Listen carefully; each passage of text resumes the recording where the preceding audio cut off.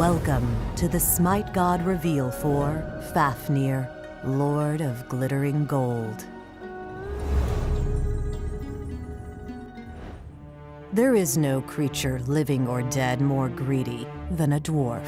In the frozen reaches of Asgard, beneath its mighty stone peaks, they dwell, tirelessly hammering its resources bare. The dwarves forge gold jewelry, carve gleaming gems, and breathe curses into their finery. Among these wretched kin is Fafnir, son of Hreidmar, equipped with a swollen smithing arm and a ravenous hunger for violence. One spring, Odin, Loki, and Honir visited Hreidmar's realm, bearing an otter pelt they'd skinned on their journey. Hreidmar was horrified, for the otter was one of his sons, and so entombed Odin and Honir. Loki, however, was tasked with filling the hide with gold in exchange for their freedom. Refusing to be outdone, the trickster god stuffed the pelt to bursting with the cursed treasure of Andvari. Hreidmar, unaware of the cursed gold, greedily accepted the wealth in exchange for the gods. That night, taken with madness, Fafnir strangled his father and vanished into the frosted night with the cursed gold. Paranoid of losing his treasure, Fafnir guarded it ferociously. While the curse slowly unraveled his mind, twisted he became, scaled and nightmarish. His breath turned to poison, his maw fanged, his demeanor fouler. A dragon arose, the very symbol of greed. Centuries passed, and Fafnir remained by himself, only accompanied by his treasure. However, war is coming, and with it unimaginable spoils. Soon he must spread his wings and lay waste to the encroaching battle, his incredible greed fueling his fury. Fafnir's passive is Endless Greed. Fafnir gains 4 bonus gold from all kills and assists he is involved in, including minions and structures. Fafnir also gains bonus protections based on the amount of gold he is currently holding, up to a maximum. Fafnir's first ability is Cursed Strength. Fafnir hurls his hammer forward, dealing damage to enemies in its path. If Fafnir hits a god, the hammer stops and stuns the enemy god, as well as radiating out a curse on the target, slowing any enemy caught in its radius. Fafnir coerces his allies into fighting harder, boosting their attack speed for a short duration and healing Fafnir. While Coerce is active on his ally, Fafnir deals additional bonus magic damage whenever the buffed ally damages an enemy. Fafnir may choose to cast this ability on himself for bonus damage, increased attack speed, and heal. Fafnir leaps to a target location and executes a despicable strike, dealing damage and disarming enemies in front of him for a short duration. This ability is quicker to fire when cast near Fafnir and takes longer to travel when cast further away.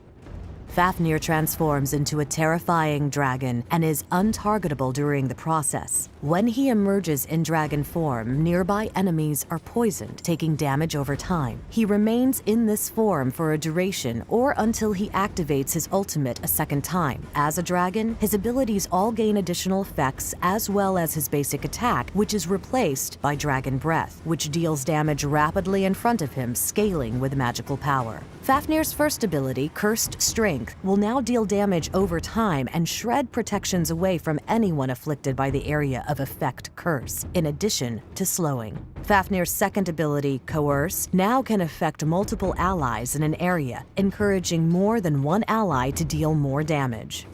Fafnir's third ability, Underhanded Tactics, can now travel much further, and the damage changes to a damage over time. Additionally, Fafnir stuns the closest enemy hit by this ability in addition to the disarm effect. As a character adept at setting up good fights for your team, look to engage on enemies with your 3 in dwarf form. This will disarm them and either force them to flee or wait out the disarm while your carries can attack them. Once the disarm runs out, or if they cowardly flee, follow up with your 1, allowing you to stun them to increase the time they cannot fight back or catch up with them. Buff your allies with Coerce to enable them to deal a lot more damage, and then stun enemies so your allies can get full use of Coerce's benefit. A stunned enemy is a dead enemy.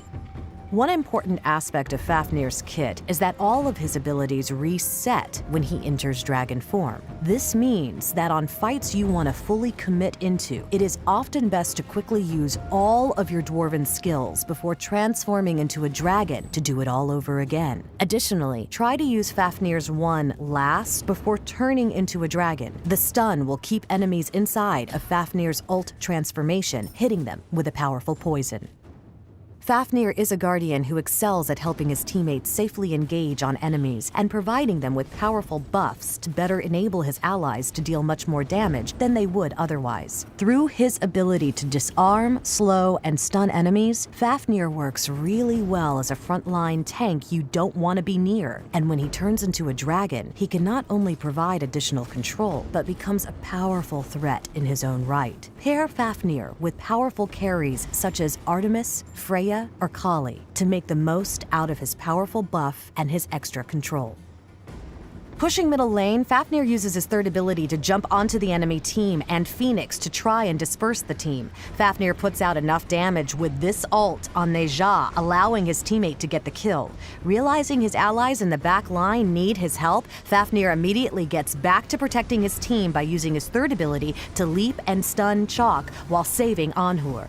Fafnir then uses his second ability to buff himself and allies nearby and uses his Dragon Breath to focus Kukulkan and then Emir. He then uses his first ability on Jingwei. Finally, Fafnir uses his second ability to buff his whole team, allowing them to take the Phoenix quickly.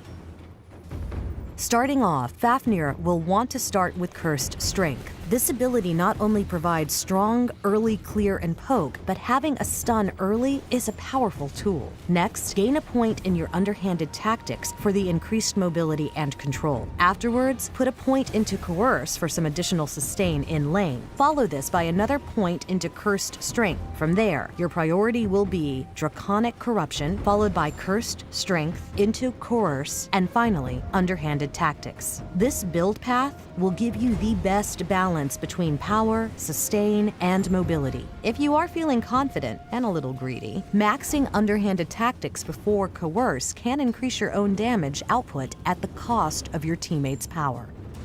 Fafnir is a frontline tank who will need a lot of protections to survive and remain effective during the match. Start the game off with Watcher's Gift, along with potions and wards. Watcher's Gift will provide additional gold income, which will not only help you buy items quicker, but leave you with more gold for your passive. Next, Shoes of Focus will give you some increased cooldown reduction and mana, helping you cast more abilities and have your dragon form more often. Next, rush tank items like Sovereignty, Void Stone, Winged Blade, and Mantle of Discord. Sovereignty will allow you to tank more physical damage while helping allies. Void Stone will give you magical protection and help you be more of a threat. Winged Blade will help you survive more attacks and help you keep up with enemies. And Mantle of Discord can be a large threat to enemies who try to focus you down. From there, sell Watcher's Gift and look to build a tank item that best fits your situation. If magical damage dealers are hurting you too much, Bulwark of Hope could be a great buy. But if physical damage dealers are your issue, Breastplate of Valor will help you there, while also increasing the amount of abilities you can cast.